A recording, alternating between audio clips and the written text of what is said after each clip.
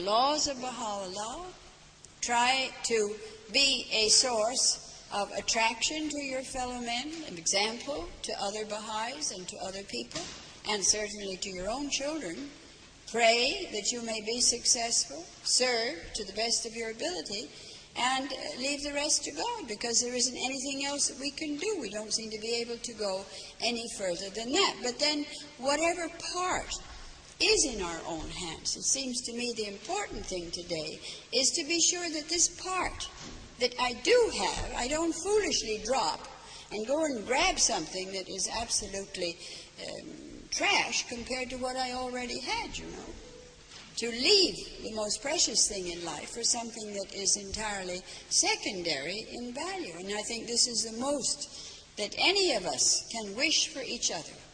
Wish that whatever the future holds, whatever happens, each one of us may not let slip from our hands this blessing that we have heard of Baha'u'llah, that we have accepted his teachings, that we love him and want to serve him, and hope that till the very end we may remain faithful in his path. This is really the whole object of existence, not only according to the Baha'i teachings, according to every religion in the world. This is the primary, precept of theology. This is sound theology for every religion in the whole world. So what more can we wish for each other? That we will be those kind of Baha'is that Baha'u'llah wants us to be. I think that here, just like everywhere else in the world, the Baha'is stand at a turning point. And I don't say this lightly, because I'm a person that really tries not to just, say something and I'm not sure that I mean it or that there's any justification for saying it. But I do really feel that we're going to see a great change in the near future. I don't know whether that means in a week, a month, a year, or 10 years, frankly. But there's no doubt in my mind that because of the persecution of our fellow Baha'is in Persia, because of the world crisis which is deepening, the forces that are let loose in the world today, that there has got to be a greater confirmation poured out on the heads of the Baha'is all over the world, and also many, many more people, if they're going to turn to the faith and are capable of turning to the faith, will do so. I think it must be the atmosphere of Scotland that's got me so much on theology today, because it's a very religious part of the world, let's put it that way. But I think that we have to realize that not everybody is in a condition to come alive spiritually. Now, what God does with his own race when they die, I don't know. I'm neither God, nor frankly is it any of my business. The human race is born, and the human race dies, and it goes to God. On what state he knows, and what he does with it, he knows too. I don't. But I do know that in this world, people can be in very different conditions. Ali, the son-in-law of Muhammad, the cousin of Muhammad, his son-in-law, made a contract. And two men came. One was selling a piece of land, one was buying a piece of land. And they asked him to witness this contract. So he wrote, "This day a dead man, so-and-so, sold a piece of land," and described the piece of land, "to a dead man, so-and-so." He put it in the contract. They were perfectly alive. They were there, they were sitting, and they were having this land transaction. And then you remember the words of Jesus Christ, "Let the dead come, bury the dead. Come ye and follow me." Well, what did he mean? He was perfectly serious. The people that were following that funeral were spiritually dead. But his disciples were spiritually alive because they had accepted him, they had recognized him, they had come alive in the Holy Spirit, you see. And I think we have to realize that a lot of the people in this world are not capable of coming alive. As I said, what God does with them, I don't know. None of my business. But I do know that those that are alive must always constitute a percentage of any place that we are. Because anybody who knows mathematics knows that there's always mathematical percentages. They may be very low, they may be medium, they may be high, but there's always a percentage somewhere in it.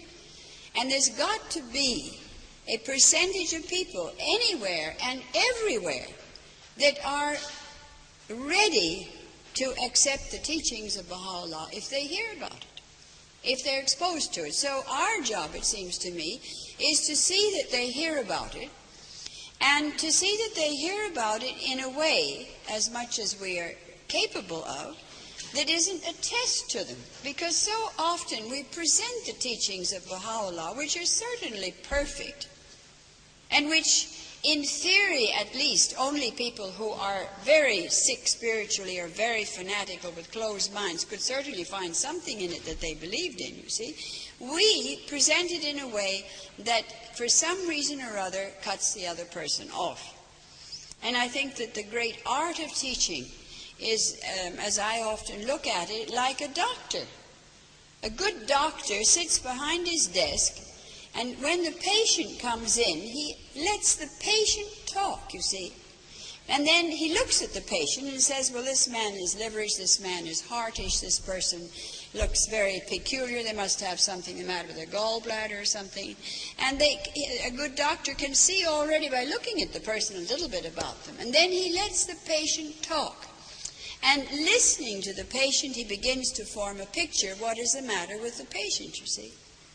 But there's a method, in other words, and I often think that if we Baha'is were a little more patient with people we meet, if we let them do a little of the talking, to empty themselves a little, well then maybe they would let us do a little of the talking, and they would be able to hear what it is we are saying. Because people have this terrible longing often to unburden themselves, to express themselves, to say something. Maybe they're lonely, maybe they live alone, maybe they're unhappy, maybe they have problems, you see. And the Baha'is, I don't mean any particular person or all of them, but they aren't very receptive. They're so anxious to get a word in edgewise, you see. Now, I've got to tell him.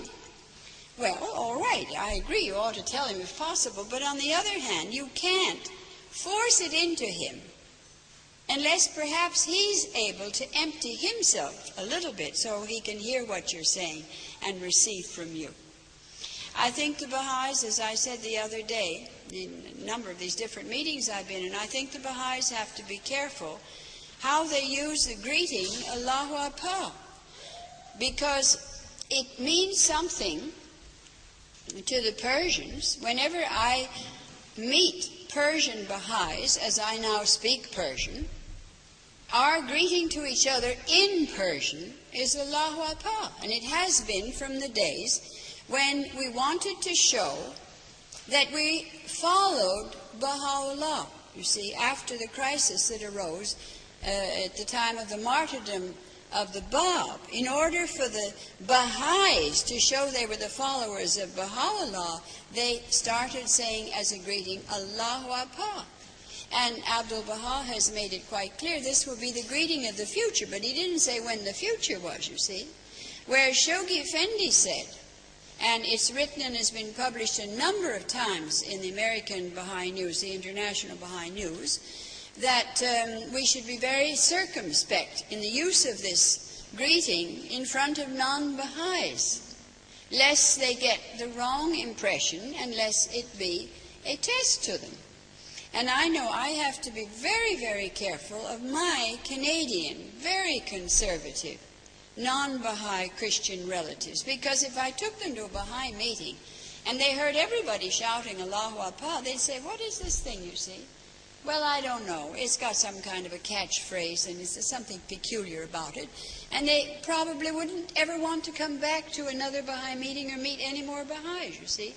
So really, I mean, seriously, for over 30 years, my cousins that I am hoping will eventually, before they die open their eyes a little bit and at least read a few Baha'i books and find out what it is I've spent my whole life at, because they love me very much and admire me. I have never been able to introduce them to any Baha'is in Canada because I didn't know what they would be exposed to, and I wasn't going to have 30 years of work undone in one meeting by something that created the wrong impression. Now, I don't know, you all live here, you do as you want, but I'm just making the suggestion that when we approach people, especially people that are very deep in their churches, the way they are in this part of the world, very much their own people, often, depending on where they live, a sense that anything that isn't Scottish is foreign, that anything that isn't from the Shetlands is a foreign element, you see, then you have to be twice as careful not to create an impression that in any way might immediately bring down a shutter between you and the very people that you're trying to attract and teach. We have to use the right lure, like somebody going fishing. Use the right bait so you'll catch the fish. Use the right shot so that you'll be able to shoot the prey and get it. And I think we do that, we should do that much more thoughtfully as we teach as Baha'is. But the main thing, of course, is to live the life and exemplify it, and also spread these wonderful teachings so other people can hear about it and understand it. When we were in the Orkney, something very touching happened. One day, in between meetings, we had time. We walked up the main street. And we went into a shop and I said what a nice place it was. I don't know, some remark to the girl running this shop. And she said, well, you're going to be here long? I said, no, I've just come over for a meeting, and I'm only here 2 nights. She said, well, really? What kind of a meeting? Well, I said, I've come to see the Baha'is in the Orkneys. I'm a Baha'i. And she said, oh. She said, we had a Baha'i here, and she mentioned this Persian Baha'i who repaired watches. What was his name? Dariush. She couldn't even pronounce it properly. It became something quite different in Orkney. And, she said, he was such a fine man. And she said, everybody liked him. And while he was here, we knew so much more about the Baha'i faith. We heard so much more about it than we do now. So you see, there's just one Baha'i. And yet, look at the reaction of the people of that town. They hadn't forgotten him. They were glad to meet another Baha'i because of him. They wished that they had him back again, and somebody would be a little bit more in the forefront with the Baha'i faith or whatever it was. So that we can do so much individually. And this is our great blessing and our great challenge. I think, friends, that it's getting on now, and it would be nice to have some questions. I always like very much if we can have some questions from the friends.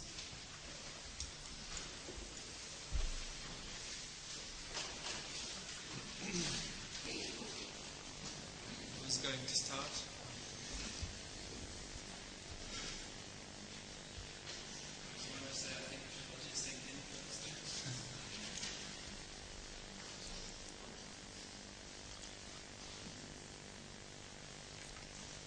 Please.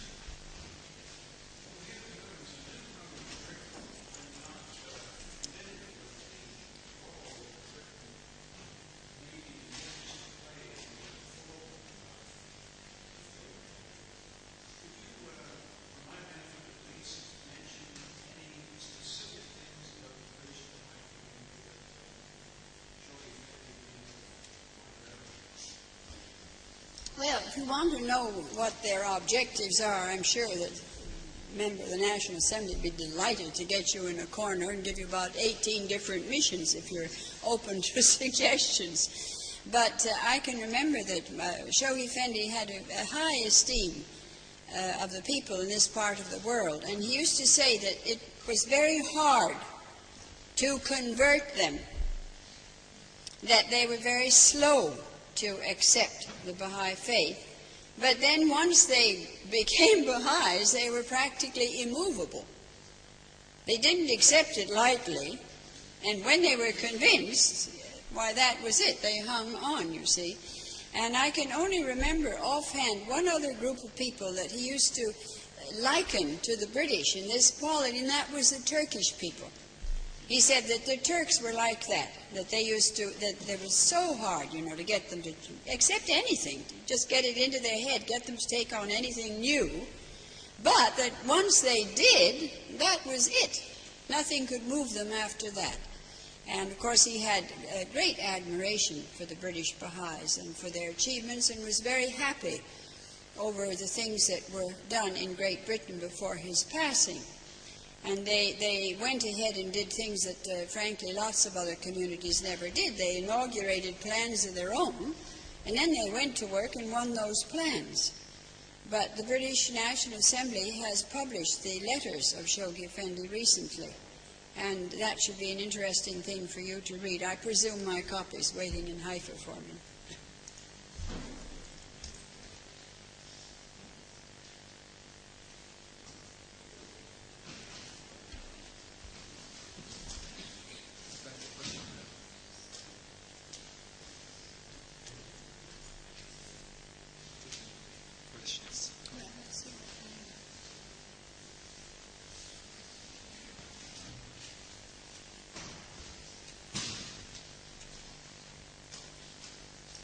Well, I don't see any reason why I shouldn't answer this question now. I wouldn't have answered it 30 years ago, but I'll answer it today. Where exactly was the eagle that was used as a model for the one on the Guardian's grave purchased? Down on Princess Street, going down the hill towards Holyrood Castle, in that direction, on the left-hand side, there was a very, very famous antique shop, run by a woman who, somebody yesterday in an antique shop told me that they knew very well. I thought she was Scottish, she was Jewish. And she was Mrs. something or other, I don't remember the name. And she's since passed away, and the shop doesn't exist anymore.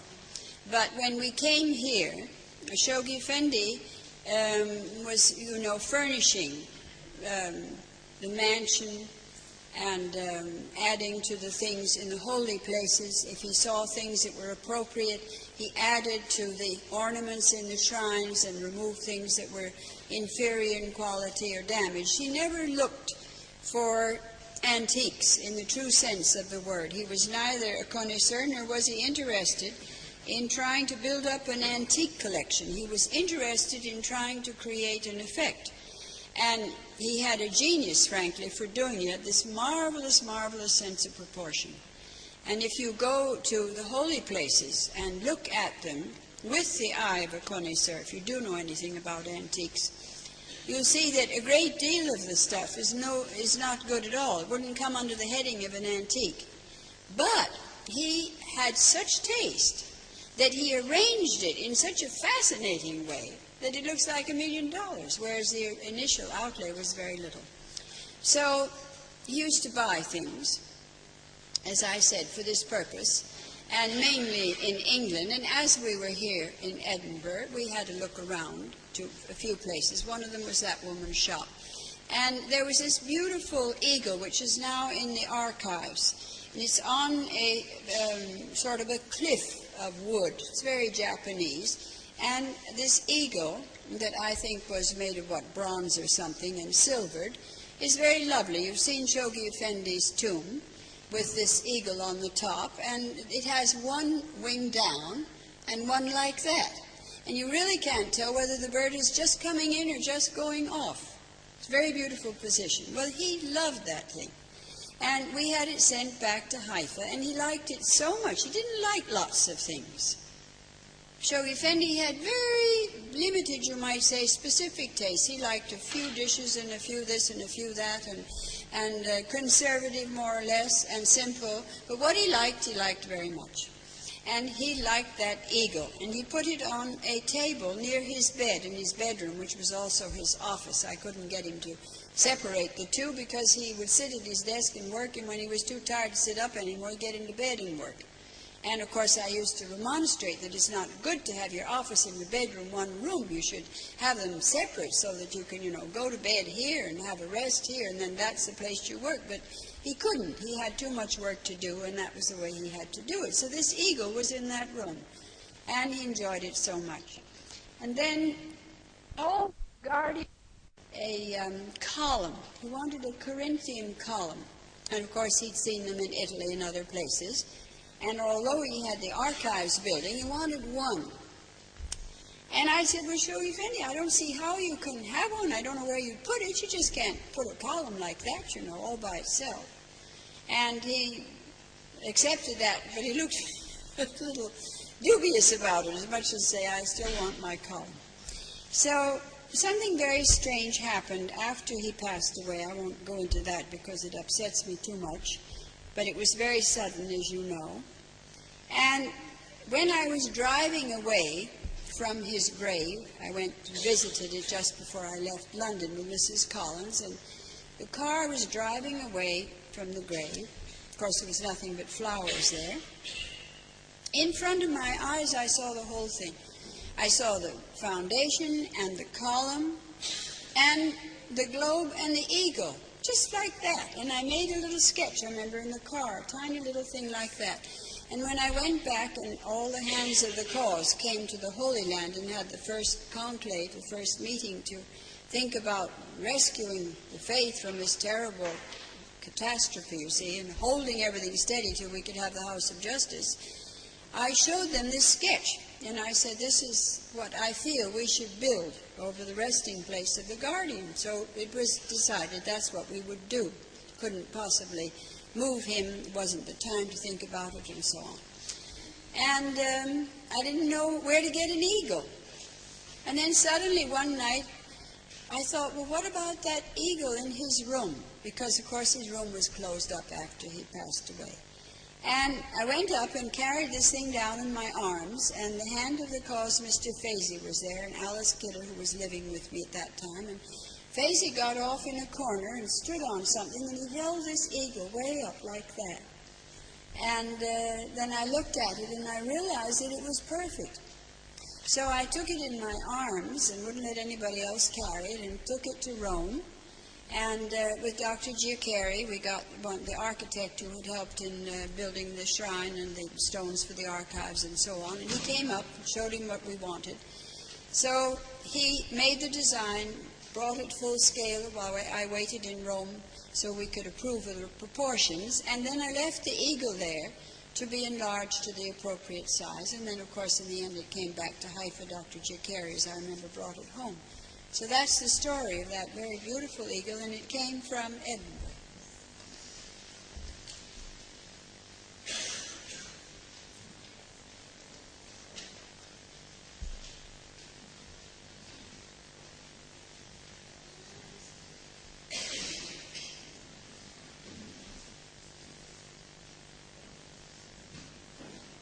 Well, you come and read this, and then I'll answer.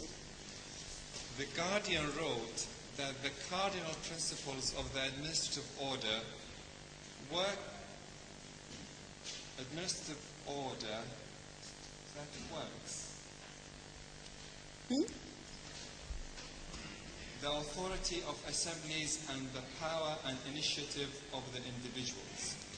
Why do we have either dictatorial assemblies or those who believe in an excessive liberalism individuals? Well, I should say just because we're weak and imperfect, that's all.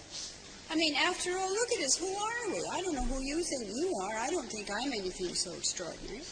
And we're just ordinary human beings. We're a slice of the human race. And some of us have better judgment, and some of us have poorer judgment, and some of us have more patience, and some of us have less patience, and some of us get all nervous and go by the letter of the law, and others are a little bit more relaxed and willing to do things in a more relaxed manner. It takes all kinds of people. But one of the things that I often think causes, particularly inside administrative bodies, a certain amount of tension, let's put it that way, and sometimes a certain amount of inharmony, is our sincerity. And I think that that may sound very strange, but we're so sincere You see, anything that has to do with a man's feeling about his God and his religion is really the deepest thing in his life, because it concerns him here, now, and it concerns him forever. So it's something you feel very passionately, you see. And therefore, you're very, very sincere about it. You're also very heavy about it, because you're taking it so seriously. And it often people, my experience, and God knows I've had enough of it at this age, is that people, because of this intense sincerity, because it's their religion, they get so keyed up and tense that they get upset over things with very little swing with the punches, so to say, that they would have in normal relationships. In a business, they wouldn't get so upset in an office. If they had things to discuss in research work, laboratory work, they wouldn't get that head up over it, you see. But because it's this spiritual obligation, they're on the assembly, it means so much, they get very tense. Now, my father was a very wonderful person, and he was very, very Scottish. And he had this marvelous Scotch wit. And he used to joke about things. Really. He would begin to make people laugh. Sometimes in the feast, you know, there'd be some kind of a crisis. I can remember one very, very clearly in Amatu'l-Bahá community. We had a young school teacher, and it was the time of the exams, and she was exhausted and working very hard. She was the chairman of our assembly at that point. And there was a young man who was very attached to her, in love with her, also at that point. She didn't marry him, but whatever it was, at that moment he had a crush on her. And there was, I don't know, we were perhaps 15, 20 Baha'is in the community having our 19-day feast. And during the discussion of the activities of the community, the assembly was asked some question, you know, what are you doing about the publicity or this or that? And she got very upset. And she began to cry. She burst into tears and she said, you don't have any confidence in your spiritual assembly and so on. And the tears rolled down her face. And I was sitting next to this young man, and he got terribly tense too. And he said to himself in an undertone, he said, my idea of a 19-day feast is hell. Well, you see, look how tense the whole thing was. And my father just began to joke. He said, oh, I don't know whether it's as bad as all that, you know. And in that light vein, he began to joke, and he got us all laughing. And something that could have gone on as a rift in the community for 8 months or so passed off before the refreshments were served. You see, because he made them relax, he made them laugh. He made them see the funny side of it. And I think that this is something that we Baha'is, frankly, don't do enough. We get like this, you see, because it's got to do with God. We get very keyed up. And that sometimes leads to a little bit of heavy-handedness on the part of administrative bodies. They take themselves very seriously. They get a little officious. Now, why other people have to take it so lightly, I don't know. I suppose that that's just because lots of people come into the faith in a period when everything's the permissive society, you see. If you think about the amount of freedom we have in the world today, and the way the word freedom is bandied around, freedom to strike and freedom to have a revolution and freedom to throw a bomb and freedom to shoot somebody and freedom to walk out on your wife and children, freedom, whatever you feel like doing, that's it, I've got to do my thing sort of thing. There's a great deal of that, and sometimes people enter the faith with this attitude because that's the attitude of the society from which they came. So they're the other extreme. Well, all right, so what? We can't help it. We can't wait till we're perfect to become Baha'is. Let's all become Baha'is together and do the best we can. And above all, when we have problems, pray more about it, because pray more about it, perhaps, and maybe joke a little bit about it. And that should solve some of the problems.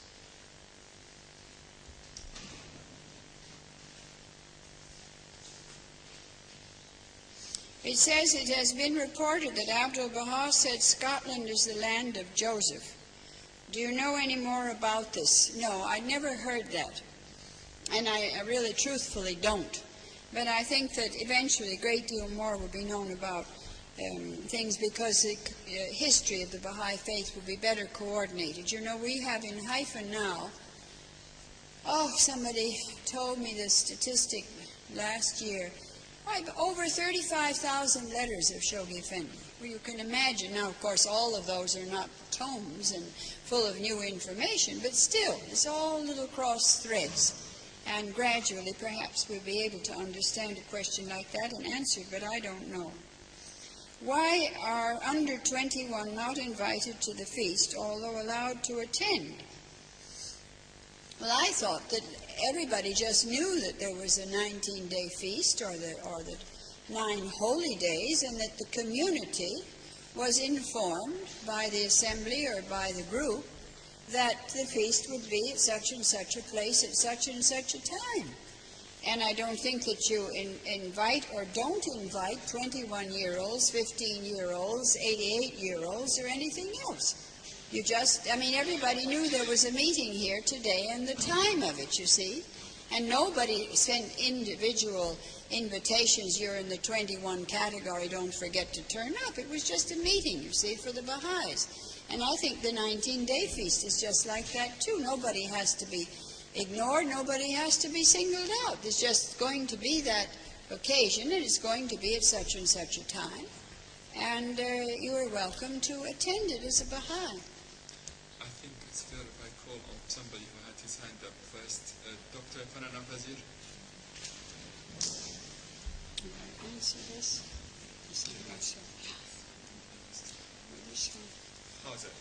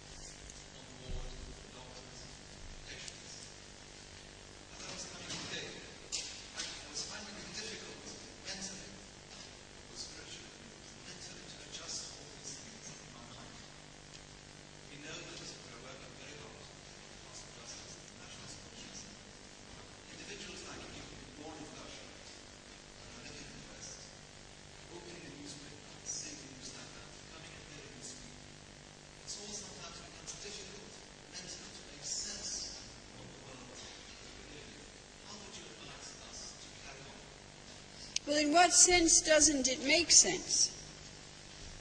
How can, working amongst the people in this country, who open a newspaper and knowing that I'm a Baha'i, all my teachers, all my lecturers, all my consultants, knowing that I'm a Baha'i books, we see that my fellow countrymen are not being paid for their faith.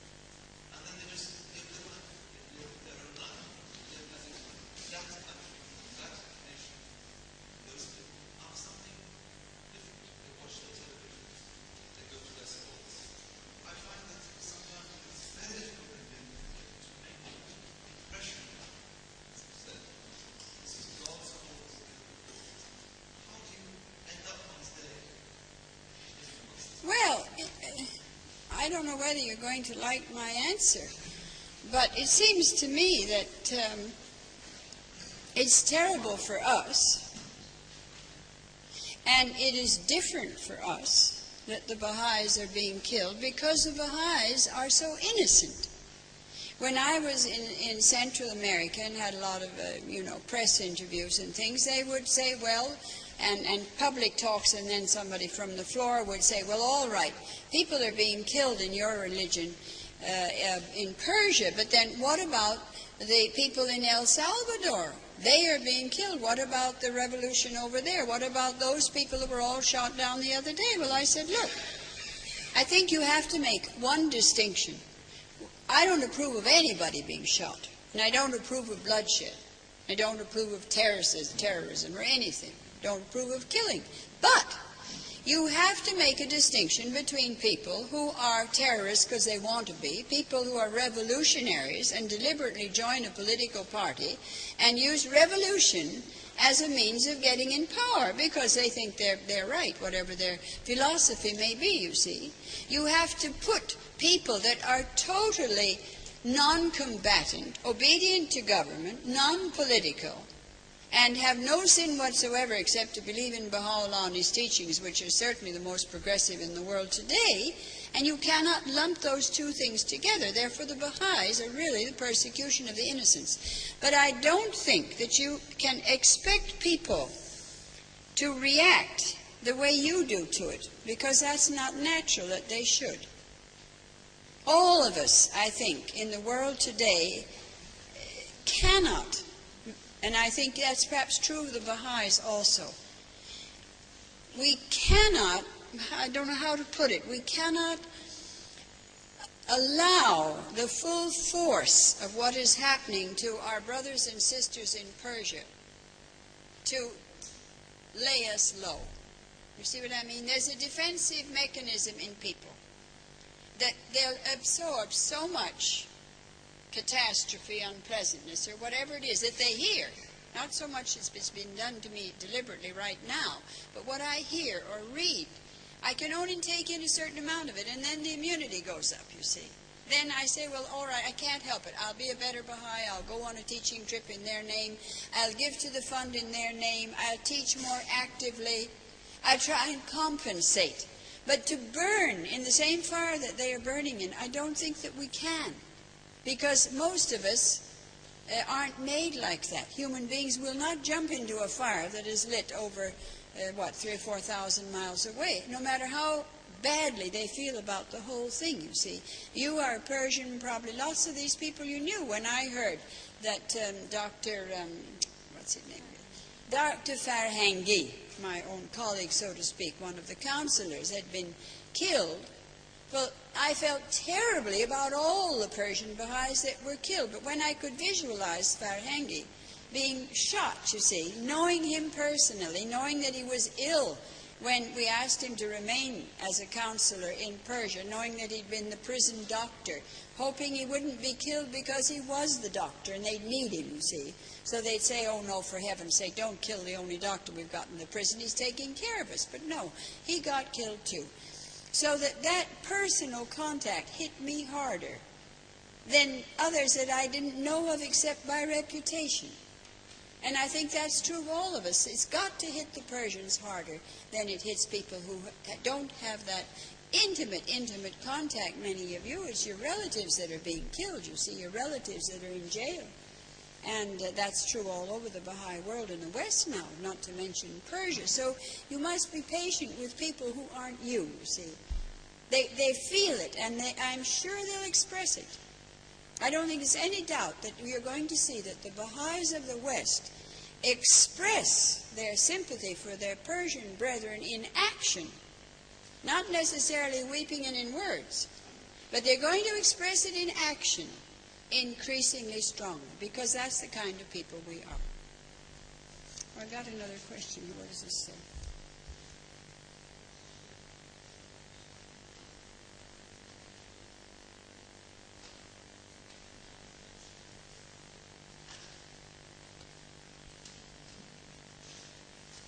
I think you should answer this, Ms. Vaughn. I don't know what the policy of the National Assembly is.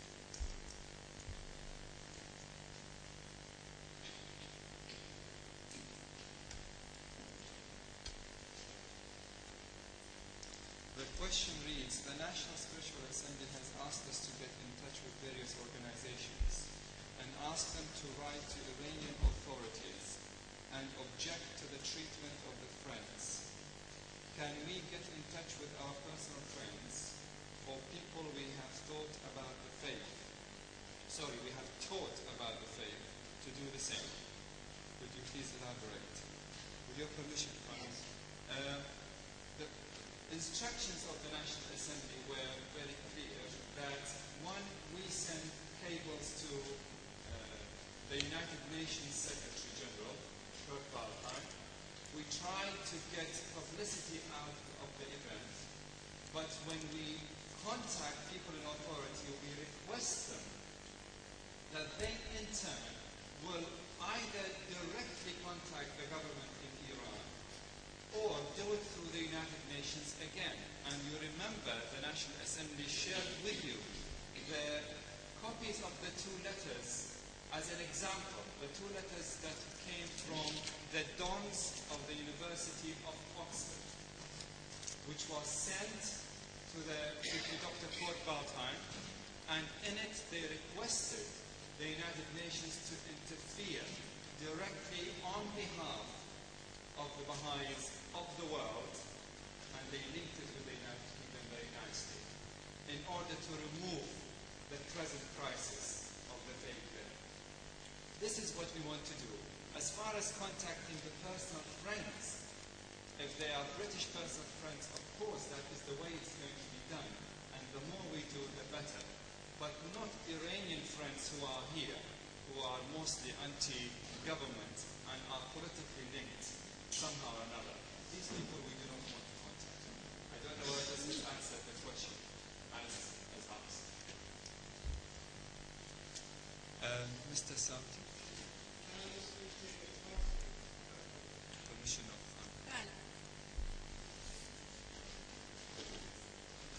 Okay, I think you can